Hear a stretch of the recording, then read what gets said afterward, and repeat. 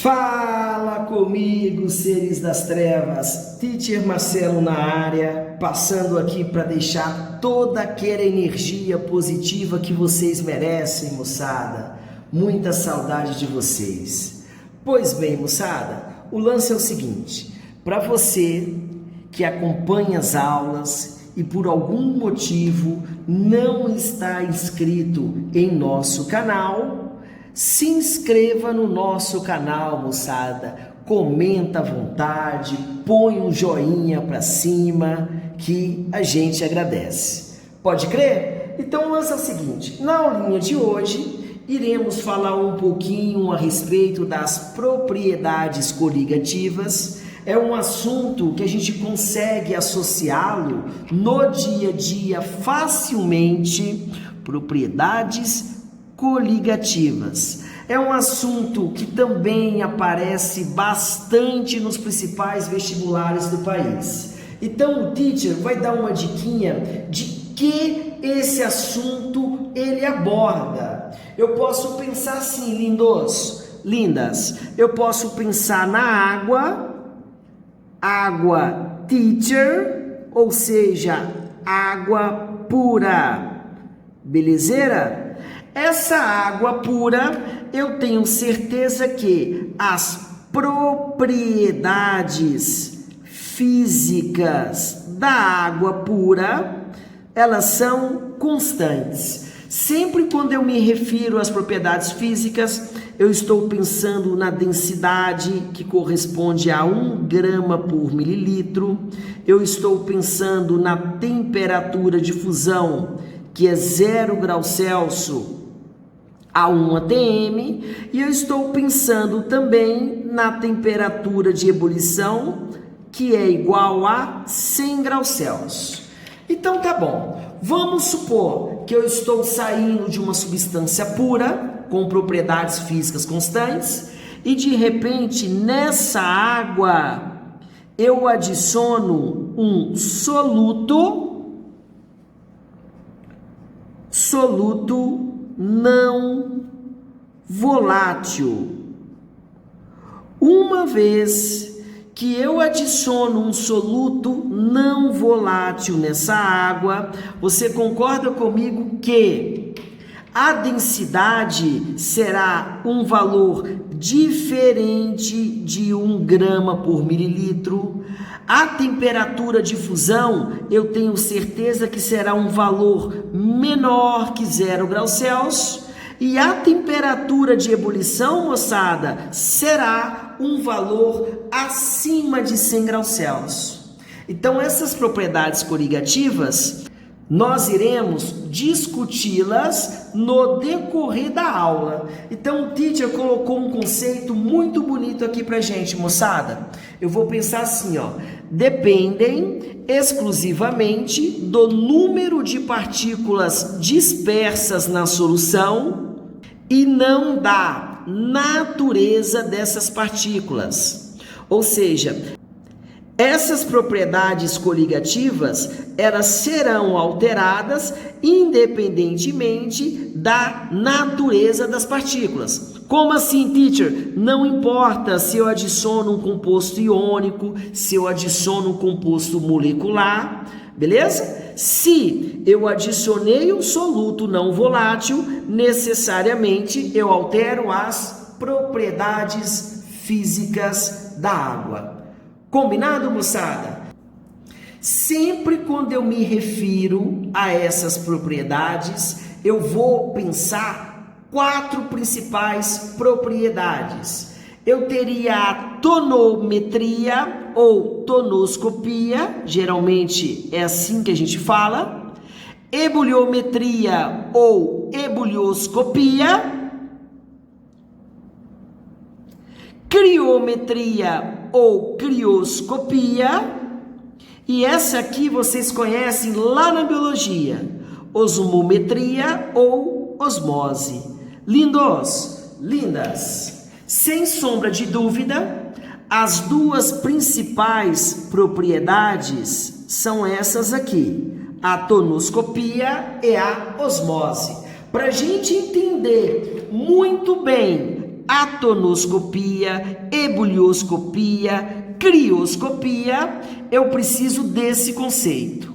O objetivo da aula de hoje é abordar esse conceito. Então me ajuda, moçada. O teacher colocou aqui: pressão exercida pelo vapor em equilíbrio com o líquido. Se você olha para esse conceito, de repente, essa palavra é novidade para muitos. Quando eu penso no equilíbrio químico, que é uma matéria maravilhosa do curso de Química, eu vou pensar assim: eu vou pensar em uma substância líquida. Quando eu falo que ela se encontra em equilíbrio com vapor, eu vou pensar algo parecido com isso. Eu tenho X líquido, isso aqui forma X vapor. Esse X vapor, ele forma também o X líquido. Então fico X líquido originando vapor, vapor originando líquido. E assim sempre. Aluninhos, um conceito bem rapidinho em relação ao equilíbrio. Eu poderia pensar em uma reação, evidentemente, onde o que aparece antes da setinha é o reagente, apareceu depois é o produto. Se eu tenho reagente formando produto, uma hora esse produto começa a se decompor e ele começa a formar, moçada, ele começa a formar reagente. Então, quando que eu sei que é uma reação, ela, por exemplo, ela atinge o equilíbrio químico? Quando o que eu chamo de VD, a velocidade da reação direta, quando for igual à velocidade da reação inversa, essa reação ela atingiu o equilíbrio. A respeito desse conceito, não se preocupa tanto agora, que vai ter um momento na química que nós iremos comentar somente equilíbrio químico. Então tá bom, esse conceito de pressão máxima de vapor eu consigo explicar facilmente por meio de um gráfico de velocidade por tempo. Eu sei que se eu tenho aqui, por exemplo, um frasco qualquer, eu vou adicionar nesse frasco um líquido X, e você observa que esse frasco, a princípio, ele se encontra na forma de um sistema fechado. O lance é o seguinte: as moléculas que desse líquido X, elas passam para o vapor. Essa transição, ela é constante. A todo momento está ocorrendo a vaporização. Imagina que isso aqui é algo bem retinho, viu, moçada? Bem bonitinho. Então, vou escrever assim, ó: velocidade de vaporização. Combinado? Agora, eu posso pensar na seguinte situação. Esse vapor que se encontra aqui, moçada, esse vapor que se encontra aqui, chega uma hora que ele vai passar de vapor para o líquido. Tudo bem? Essa velocidade, ela vai aumentando aos poucos, chega uma hora que eu tenho muito vapor. Então essa velocidade de condensação, evidentemente, ela aumenta. Então ela vai aumentando aos poucos, e chega um certo momento que a velocidade de condensação é igual à velocidade de vaporização. Quando iguala essa velocidade, eu chamo o que? De pressão máxima de vapor. Combinado, moçada? Sim ou não? Então, eu vou me referir à pressão máxima de vapor como sendo o equilíbrio do vapor em relação ao líquido. O teacher colocou dois exemplos que de repente vai facilitar o entendimento. Eu coloquei aqui, ó, no primeiro exemplo, água. Então eu vou pensar, ó, se eu quero me referir à pressão máxima de vapor, eu vou pensar na água líquida em equilíbrio com a água vapor. Beleza? A temperatura é igual a 20 graus Celsius e a pressão 1 atm. Então, se aqui, a princípio, após um determinado tempo, sei lá, T1, essa água líquida, ela passa para vapor, você concorda que aqui, moçada, existem algumas moléculas de água na forma de vapor. Tudo bem? Convém ressaltar que a temperatura de ebulição da água a 1 atm, isso aqui corresponde a 100 graus Celsius. Eu vou pensar na mesma situação para o álcool. Então, eu tenho aqui ao lado o álcool líquido em equilíbrio com álcool vapor. Sim ou não, sim ou não, sim ou não? Temperatura 20 graus Celsius. Pressão também igual a 1 atm. Convém ressaltar que a temperatura de ebulição do álcool a 1 atm corresponde a 78 graus Celsius. Lindos, lindas, concorda comigo que esse equilíbrio do álcool em relação da água, o equilíbrio do álcool líquido com álcool vapor, você concorda comigo que ele vai ser mais intenso? Observa que sempre quando a gente cita o equilíbrio na química, eu vou pensar numa setinha indo e a outra vindo. Jansky, Jansky.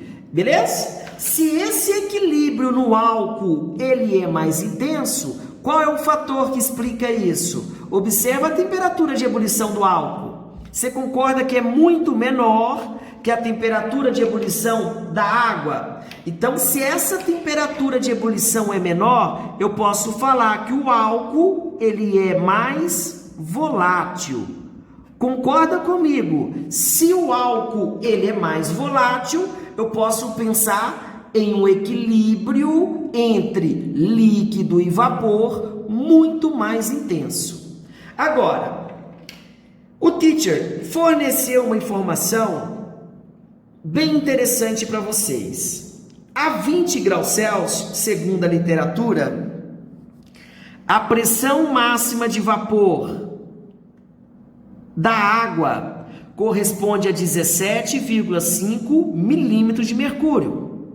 A 20 graus Celsius, a pressão máxima de vapor do álcool corresponde a 44 milímetros de mercúrio. Então, você concorda comigo que a gente pode fazer essa comparação?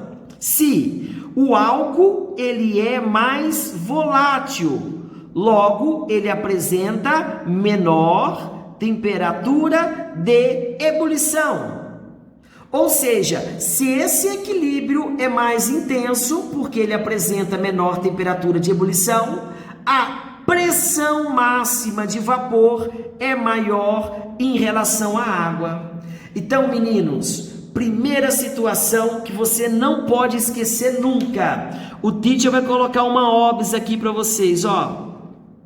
Essa OBS nós iremos associar da seguinte maneira: quanto maior a pressão máxima de vapor, quando que ela vai ser gigantesca? Quanto mais volátil for o líquido, maior a pressão máxima de vapor, porque esse equilíbrio vai ser mais intenso. Ou seja, quanto maior a pressão máxima de vapor, menor será a temperatura de ebulição. Aluninhos, por favor, não se esqueça dessa informação. Quanto maior a pressão máxima de vapor, menor a temperatura de ebulição. Até aqui tudo bem, moçada? Tudo jóia? Para a gente finalizar essa primeira parte, eu quero colocar mais duas situações. Primeira situação é essa aqui, ó. Isso aqui, gente, é muito interessante. Você vai observando o que? Eu coloquei aqui, ó, pressão máxima de vapor e pressão atmosférica. Concorda comigo que quando eu penso na água a 20 graus Celsius, a pressão máxima de vapor da água corresponde a 17,5 milímetros de mercúrio. A gente sabe que a água ela entra em ebulição a 100 graus Celsius. Então, se eu for aumentando essa temperatura, eu vou aumentando a pressão máxima de vapor. E quando eu chego a 100 graus Celsius, ocorre a transição de fase. Beleza? E eu tenho certeza que a 100 graus Celsius, a pressão máxima de vapor da água é igual à pressão atmosférica.